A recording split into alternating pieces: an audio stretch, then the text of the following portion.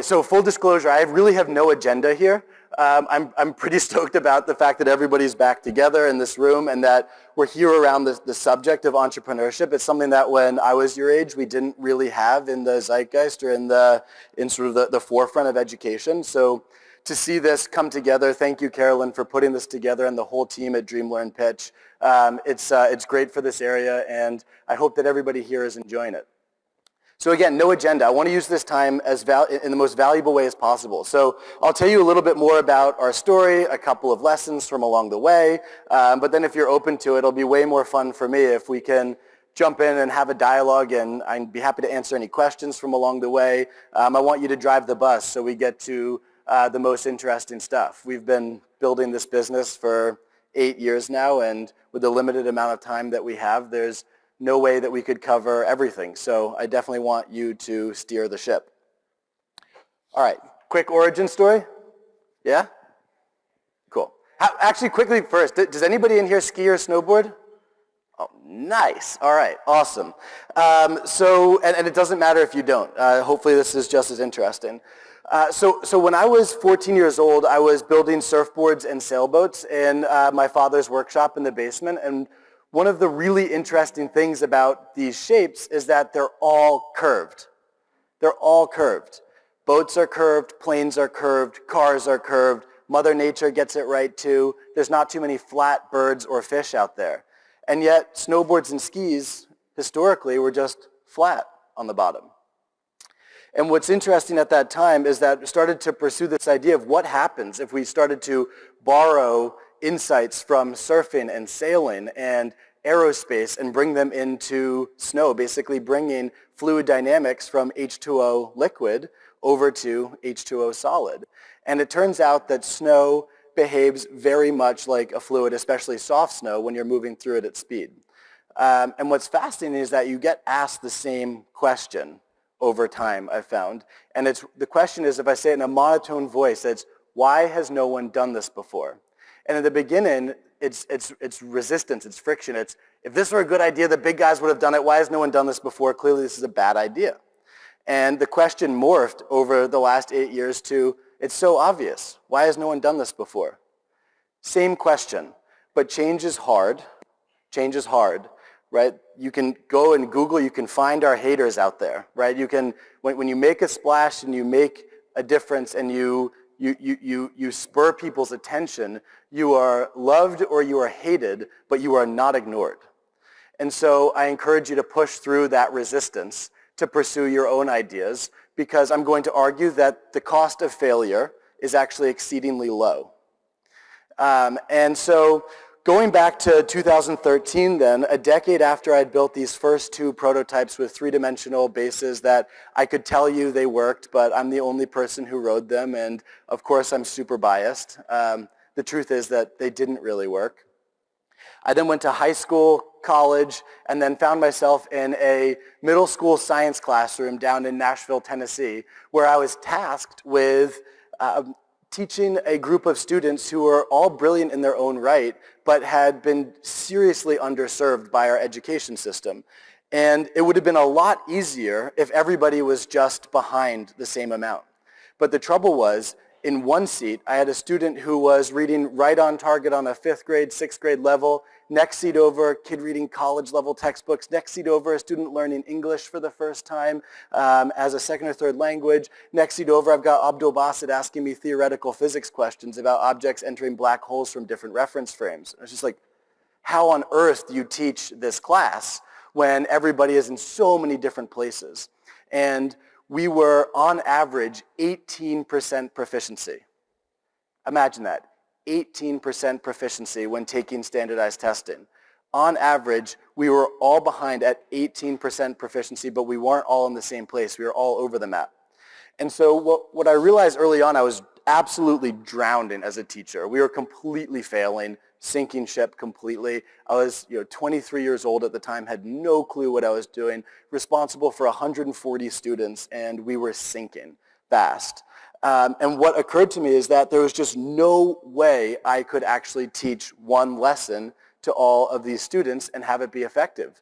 The reality is everyone was in so many different places that we needed to lift up each other in really sort of uneven ways. And I realized that I couldn't do that as one teacher in the front of the room. I also got really acute feedback. You guys are very respectful, right?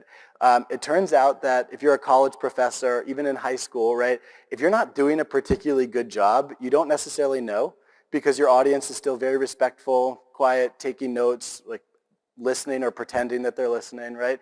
In middle school, if you're not engaging and you don't captivate the classroom's attention, you get very immediate feedback because you get a stapler thrown at your face, right? You get really immediate feedback. And so we knew really early, and I say we, the other science teacher is my now business partner, Austin Royer, who grew up right here. But we got really immediate feedback very early that it was not working, and we needed to change something. And so we started doing these hands-on lessons, right?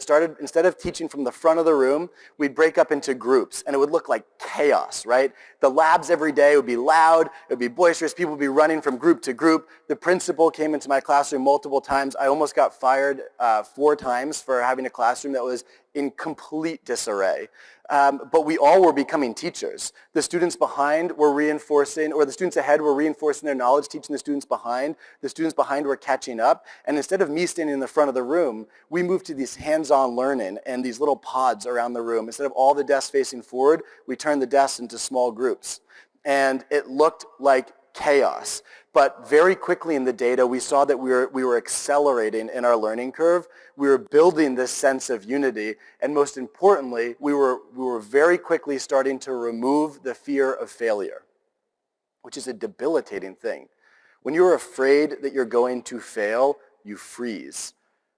You freeze. Even if you know everything on a test, if you sit down and you're afraid that you're going to do poorly, it will paralyze you and you will freeze and you will not do as well as you could. And so we realized early that we needed to break down this fear of failure that was creating so much friction for us. And so these daily labs then turned into weekly labs, all hands-on learning. We were blowing stuff up, we were screaming, we were getting in trouble regularly, but we were growing very fast. And those weekly and monthly labs then turned into this thing called the year-long Curiosity Project. And at this stage, I brought in these old wooden prototypes that I had built of snowboards that I had built when I was my student's age, and we started to teach these lessons about physics, right? I mean, friction and gravity and coefficients of drag, and all through this thing that I was building when I was my student's age. And to put it mildly, we got totally carried away. Each student was responsible for their own curiosity project. Some were studying why we dream. Others were studying how bridges are built. It didn't matter. All you needed to do to qualify for this project is it had to be school appropriate and you had to really care. And it was a year-long research project. And in an act of solidarity, Austin Royer, my now business partner, and I brought in my original prototypes into the classroom and said, we're going to do our own curiosity project too. So we drilled out the door lock to the basement crawl space of the house I was renting in Nashville, and we started to build a rudimentary snowboard and ski shop there. We built a press out of wood that later exploded after the 6th prototype, driving shrapnel into the house's walls that we were renting. And we would take about a month at a time to build each prototype, just really arduous. And we're involving the students in this whole process. It was, we were doing this in the name of education. And we got to the point where we actually had the first couple of prototypes. I was totally expecting the moon. I thought we had invented this new breakthrough technology. I thought that we, had figured out a new way to design snowboards and skis. And we packed up those first 3 prototypes that we had built with our students and after hours after the school day. And over Christmas break, we flew out to Colorado to test those original prototypes. And because we were science teachers and because we were total nerds, we worked with our students to create these studies that we would perform out in Colorado with high-tension wires running down the mountain, cement bags stacked up on top of boards to simulate rider weight while removing the control of having different riders on different boards. And when we started sending these early prototypes, comparing against the industry standard down the hill, and we rode them ourselves too. And I cannot even begin to explain here how garbage those early prototypes were. I mean, Austin turned to me and he described it like trying to ride a canoe down the mountain. I imagine this board must have weighed 12, 15 pounds. It didn't flex at all no matter how hard you pushed into it. And it was dangerous. I mean, in order to turn, you had to throw your whole body around this way and that way. And very stubbornly, we still rode those boards for 4 days, collected the data with this really organized, well put together scientific set of labs that we were running on the mountain. And then we came back after the new year to our students, put the data up on the screen, and what I had thought was going to be showing this unbelievable success, this, one and done, here we go, let's, take this technology to the masses, we had painted a really accurate, scientifically sound picture of exactly what rock bottom failure looks like. Didn't work. And I told my students that I was going to quit my project, but they were still responsible for theirs. And at this point, we had an extreme amount of unity in the room. People were very upset. Some students started tearing up, and it was not a good moment because I had essentially said that I was going to stop working on this, and my students were still responsible. And what I hadn't realized is that we'd really created this sense of unity, and I was actually a part of it. And one of my students, Cassius, raised his hand, and I said, yes, Cassius, and he looks me right in the eyes, and he goes, Mr. Gilson, if you can quit, we can quit. Nobody will humble you faster than a fifth grader. It's crazy. I was completely floored. We went back to the drawing boards, and from that first failure, we documented each one of the problems that we'd run into. And then for each one of those, we created a set of possible solutions. And from those possible solutions, we identified what we thought was most likely the one to empirically work. And from that, we sketched 100 different versions of what today's soft edge looks like. And from that, we picked 3 to test. And we built 3 more prototypes, and we went out in March. And we tested them, and we had a board that could accelerate 26% faster than the industry standard. I mean, well, you know what? Thanks, man. I really appreciate, yeah, I see there. That's great, but you know what's crazy about it is nobody cared. Nobody cared because you can already go uncomfortably fast on skis and snowboards. So no one needed to go 26% faster. And so we had realized that we had solved a problem that didn't exist, but we had also realized that by changing the 3-dimensional characteristics of snowboards and skis, we could dramatically change their performance on snow. And so we shifted from designing snowboards and skis that are just faster to using that same type of design and fluid dynamics thinking to start trying to make snowboards and skis that are simply more fun to ride. And that's what then got us off on this adventure, and we ended up forming the company. We sort of joke with ourselves and with our students that we started the company out of the classroom more or less by accident, right? Is that we were working on this, we were getting so carried away. We drilled out that basement, crawl space. We built a press out of, lumber. It exploded. We got our first 6, and at some point, in order to keep doing this work, you need to form an LLC, and that's sort of what happened. And the rest has sort of come into focus since then. But the thing that early lesson there that was really important is that failure is an incredibly important part of innovation. You actually don't really get the two without each other. And those insights and those sort of big steps forward in thinking, they really only come from 2 places. Sometimes they're a total accident. And we've had a couple of accidents where we're like, okay, that works. Did not expect that. Please don't touch that dial. Perfect. But most of the time, it comes from repeated failure, right? Not one failure, but many, many, many, many, many failures. And so if you're afraid of failure, it's very hard to move quickly through those failures. And even to this day, the core philosophy of the company is fail quickly, fail cheaply, and then get creative, right? That's it. The idea is that, and the way in which we've achieved success is not by trying to be perfect, not by trying to always get it right, not by trying to avoid the obstacles, but by hitting them head on as fast and as cheap as possible. Because in that way, you can get the insights from those failures in an incredibly quick cycle. So my whole focus in building this business from my standpoint has been to decrease the cost of failure and increase the speed at which we can fail. Because when you do that, you can actually cycle through a huge number of options until you find something that's actually really working in a data-driven manner. The opposite of this way of thinking is someone who has an invention and she or he sits in their basement for 20 years trying to perfect it before they release it and let the first person see it. And then 20 years of their life have gone by, and they've been designing something that they don't even know if somebody else wants. Once you put something out into the world, it's uncomfortable because there is a fear of failure. It's hard to fully remove that or delete that. There is a fear of failure. So to put something out there, you got to stick your neck out on the line, right?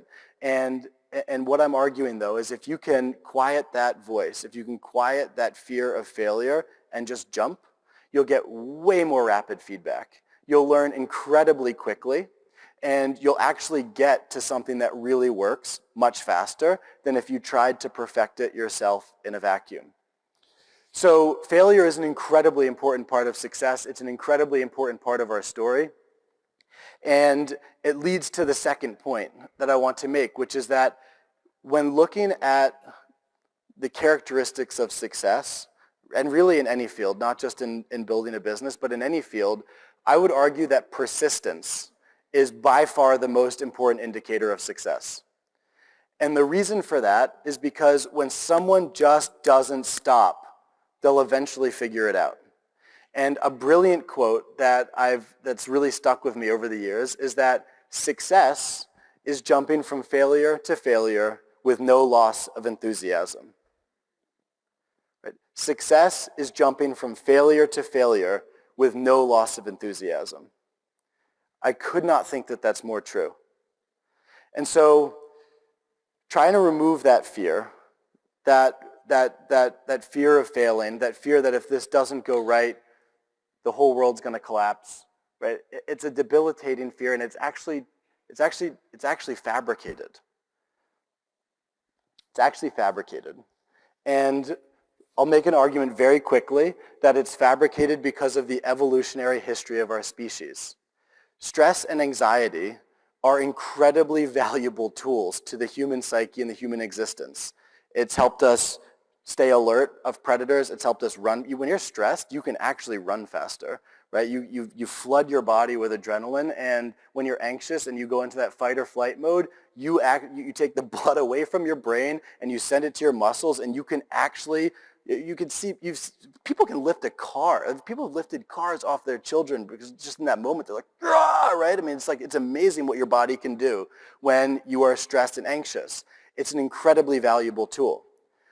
But in today's world, we have accelerated the pace of change to such a degree that our stress and anxiety are now being applied to new things that we've made up, right? And they're no longer being applied to the things that they were originally built for.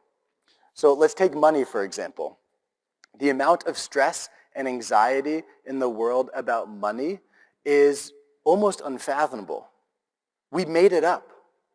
Money used to be seashells. Now we have Dogecoin. It's totally made up, right? It's totally made up. Human beings made up money so that you didn't have to trade a house for a car. You could have this thing in between that would allow for commerce, right? But money is made up.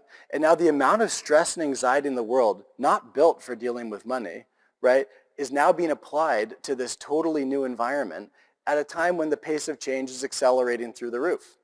We're now globally connected by these little devices in our pocket, right? It used to be that human beings really only had exposure to about 100 people at a time. And so a lot of it's fabricated. And at times it's helpful to zoom back out really far, remove yourself, and ask yourself, is this stress and anxiety real? Is it necessary? And is it being applied in the right way?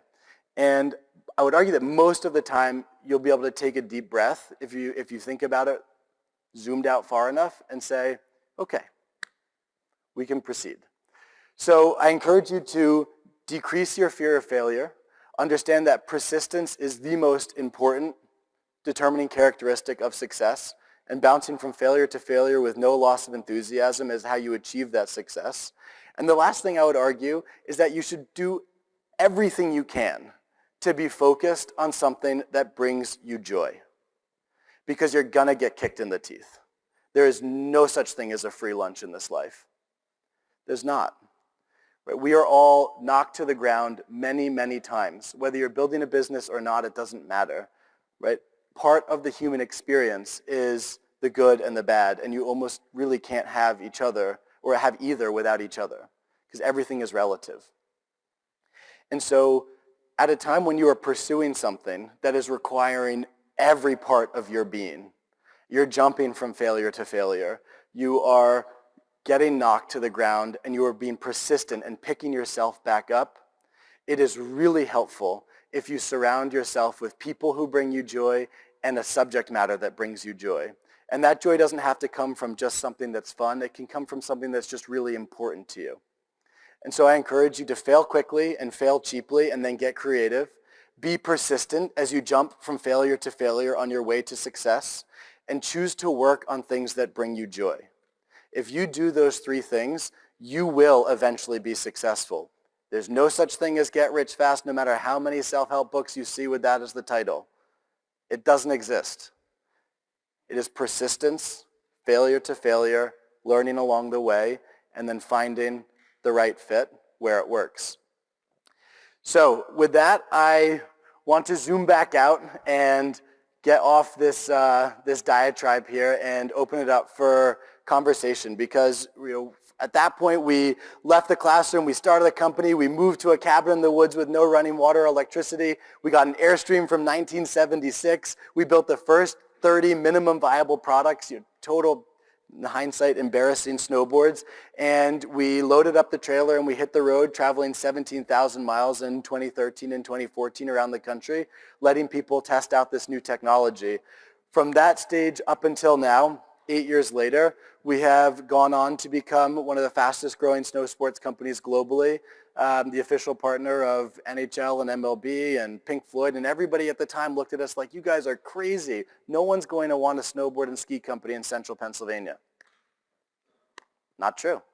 Now people ask our competitors if their snowboard and ski cores are made out of Pennsylvania poplar, because that now means something. Change is possible. It's not easy. It takes time.